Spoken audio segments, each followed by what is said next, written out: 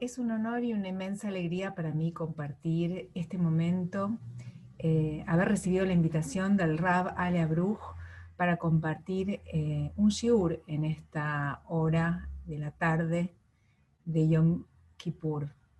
Los que me conocen y asisten a mi Jai hace muchísimos años saben que tal vez más de 10 años, durante más de 10 años, leí la Haftará del libro de Yoná en Minjá a la tardecita, ya cuando estaba por finalizar Yom Kippur. Y por eso elegí para este shiur de hoy, justamente compartir con ustedes, ¿sí?, la historia de Yoná y una lectura tal vez distinta, diferente. Repasemos un poquito la historia de Yoná. Yoná fue un profeta que vivió aproximadamente en el año 750, antes de la era común, y recibió una orden de Dios: ir a la ciudad de Nínive, que era la capital del imperio asiria, con el objetivo de advertir a los habitantes y señalarles lo que iba a suceder. A raíz de la decadencia espiritual de la gente, Dios quiso que abandonen esas malas acciones y retornen a la buena senda, al buen camino. Entonces, Yoná tenía que llevar ese mensaje y también advertirles que si no lo hacían, después de 40 días, Nínive sería destruida. Probablemente Yoná tuvo miedo que los habitantes de Nínive, que no eran del pueblo de Israel, hagan teshuvá, se arrepientan inmediatamente, sinceramente, y no deje bien parado a Israel, que no siempre se apuraba en hacer teshuvá. Según Rashi, el gran exégeta, quizás es por eso que Yoná decidió escapar de su misión y por eso se embarcó en el puerto de Yafo y viajó a Tarshish, en la península ibérica.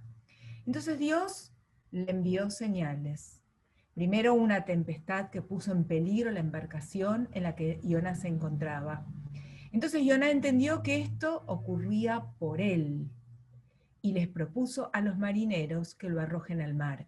Miren, la Torá dice exactamente así: tomadme y echadme al mar, y el mar se os aquietará, porque yo sé que es por mi causa que ha venido esta gran tempestad sobre vosotros.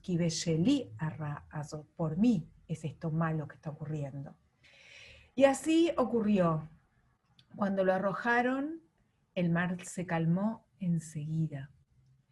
Yoná sobrevivió en el océano porque Dios dispuso un gran pez, la famosa ballena, que no sabemos si era una ballena, dice Dag Gadol, un gran pez que se lo tragó, y después de 3 días en el vientre del pez, Yoná se arrepintió de sus acciones.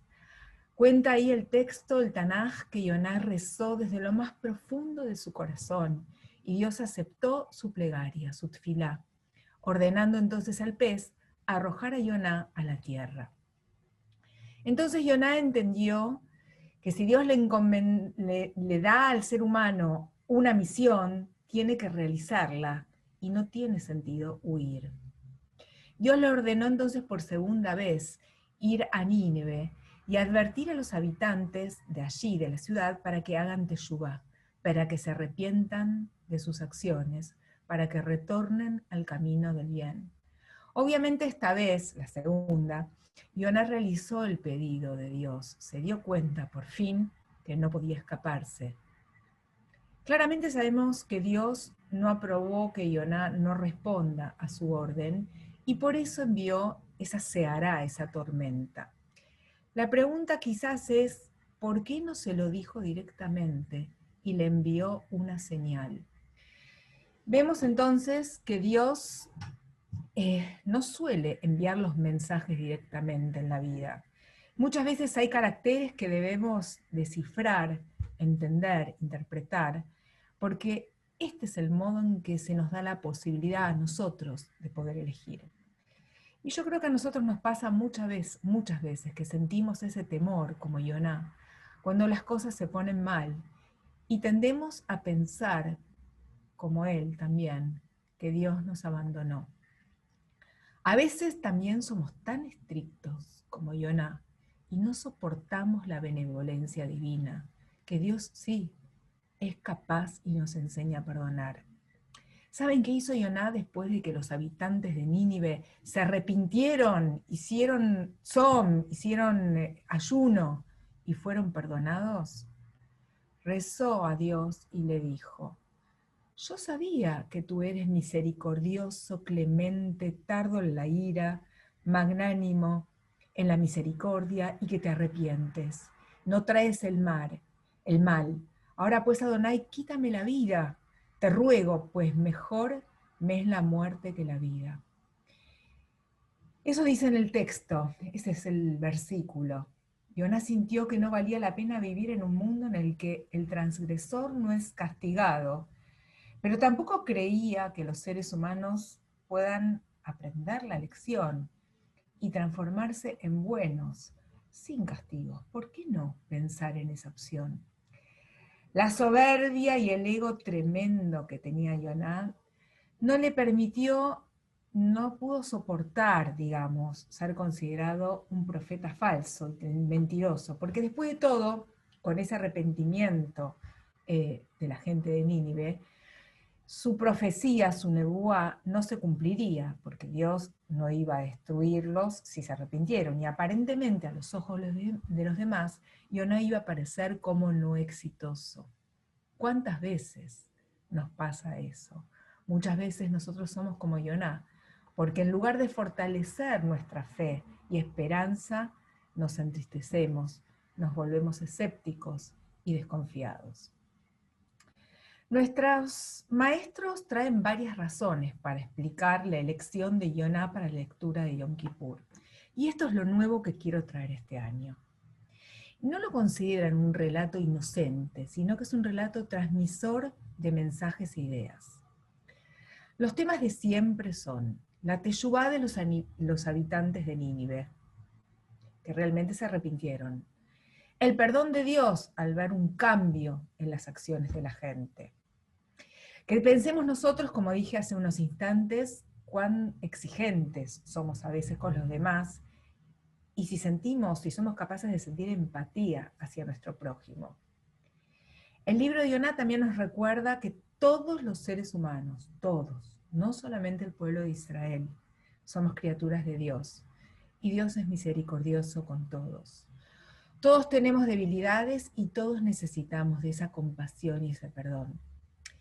Y también leemos la plegaria, la tefilá de Yoná, que ese es otro de los temas del libro, de estos 4 capítulos del libro de Yoná, en el vientre del pez. Y sentimos también nosotros, al leer esa tefilá, esa búsqueda desde la angustia y desde la soledad. Pero les dije que este año quería agregar algo nuevo. Les propongo acercarnos al libro de Yoná experimentándolo a través de los sentidos y ver así qué nos puede agregar a nosotros esta lectura a través de lo sensorial. Para que los que conocen el resto de los libros del Tanaj, de la Biblia, la sensación es que cuando leemos Yoná sentimos que hay algo extraño. Es como que, no sé, no pertenece a la biblioteca judía del pueblo de Israel, que no es típico de nuestro pueblo. El sonido, el aroma, las imágenes que imaginamos al leer son totalmente diferentes a las que percibimos y sentimos al leer otros relatos del Tanaj. El libro de Yoná tiene, diría yo, trabajando lo sensorial, olor a mar, ruido a olas, tempestad, silencio desde las profundidades del mar, los gritos de los marineros, tal vez el grito de alguien que se ahoga. El libro de Yoná está situado sobre el agua, en el agua. Cuando lo leemos vienen a nuestra mente el Mediterráneo, el Tigris y el Éufrates. ¿Por qué digo este mar y este océano y estos ríos? El Mediterráneo claramente, porque Yoná toma su embarcación para ir hacia Tarshish, viaja desde Yafo hasta el Mediterráneo. Pero Dios le había encomendado ir hacia lo que hoy es Irak, o sea, Babilonia, Nínive, entre los ríos Tigris y Éufrates.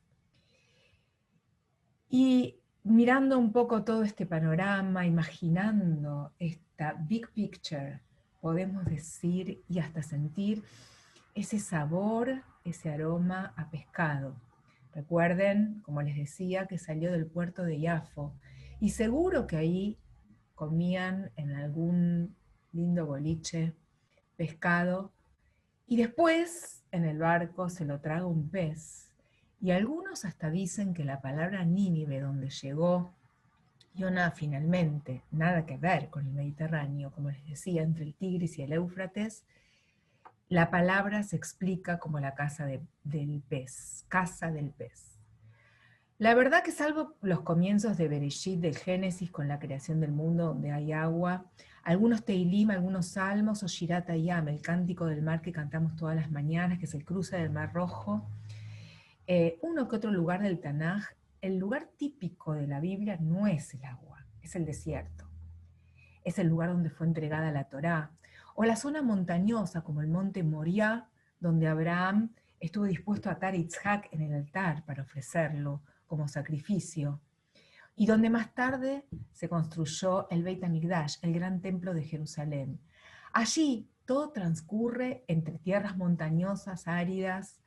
Acontecen ahí las historias de las tribus de Israel y de los reinos de Yehudá y de Israel.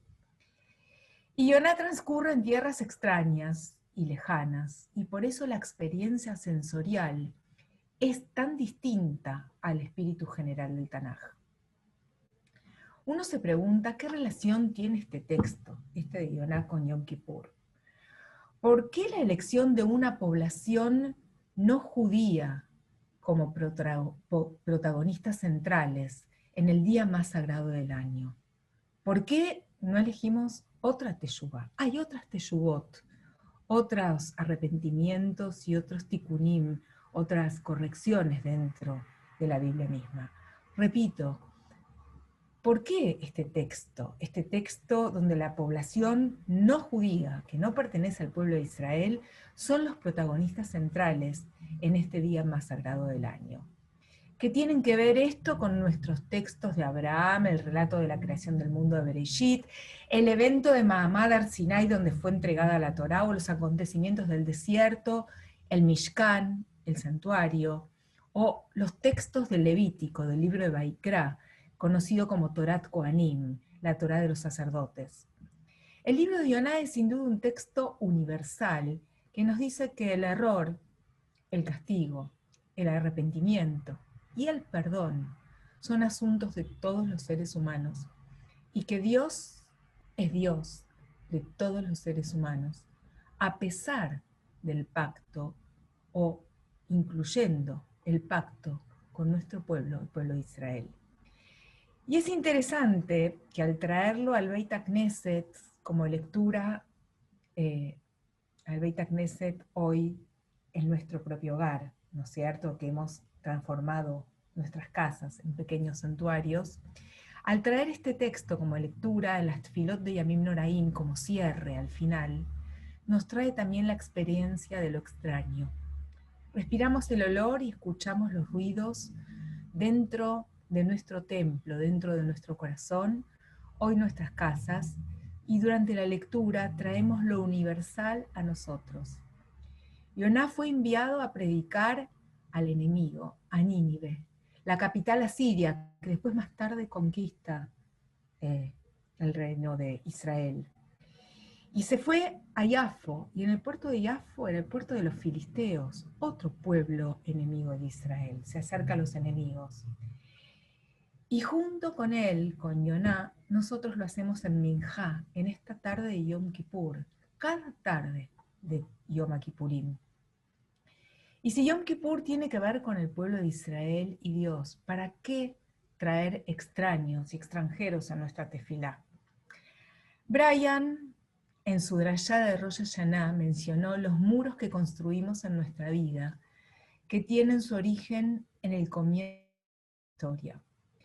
Porque él habló sobre la lectura de la primera mañana de Rosh Hashanah, que es sobre el momento en que Abraham y Sara echaron a Ismael y a Agar. Y desde entonces vivimos la distancia y somos extraños entre hermanos. Esa separación entre Ismael e Isaac terminó siendo la división y la distancia y vivir como extraños entre hermanos, entre nuestro pueblo y los árabes. Tal vez por eso, en el final casi ahora de Yom Kippur, cuando ya estamos hambrientos y sedientos, cuando nos sentimos vulnerables y sensibles, es cuando permitimos entrar al extraño, expresando nuestra esperanza, para que venga y esté con nosotros, y Él también repare su camino y se convierta en socio de la vida. Tal vez esta hora del día de Yom Kippur es la adecuada para sentir esta disposición verdadera, para derribar esos muros y aceptar al extraño, al diferente, al otro. Así como Rabbi Nachman de Breslav enseñaba, Shelo banu laolam bishvil riv umachloket, que no vinimos al mundo para pelear y discutir, porque no pensar entonces en la incorporación de este texto, el texto de Yoná, el haftará de la tarde de Yom Kippur, como una expresión de shalom verdadera. ¿Y por qué me enfoqué en el texto sensorial entonces? Porque para que esto ocurra, es decir, para derribar esos muros, para decir Ineni, heme aquí, como explicó Mati la segunda mañana de Rosh Hashanah, cuando habló del otro texto, de Abraham e Isaac yendo hacia el monte Moriah. Tenemos que conocer al otro, oler su aroma, escuchar sus sonidos, escuchar de verdad su voz. Yoná recién pudo regresar e ir a Nínive e ir hacia Nínive después de esa gran experiencia.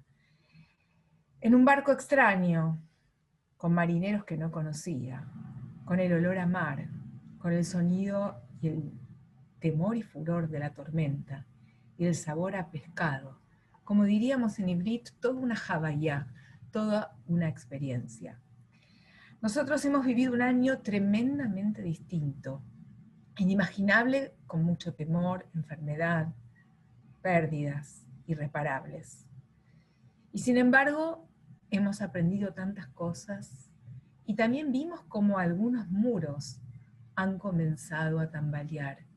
Y yo de esto estoy orgullosa y no lo quiero dejar pasar este año y ojalá tenga continuidad y prospere. En medio de la pandemia, Israel y los Emiratos Árabes Unidos llegaron a un acuerdo de paz, algo impensable, algo para celebrar. Encuentro fascinante este año permitirme leer Yoná y pensar en la universalidad de Dios y la idea de teshuvá, de arrepentimiento o de regreso, como algo posible para todos, y anhelar que la esperanza de la paz pueda ser real y encontrar un lugar en nuestros corazones. Ktivá vejatimá tová lekulam.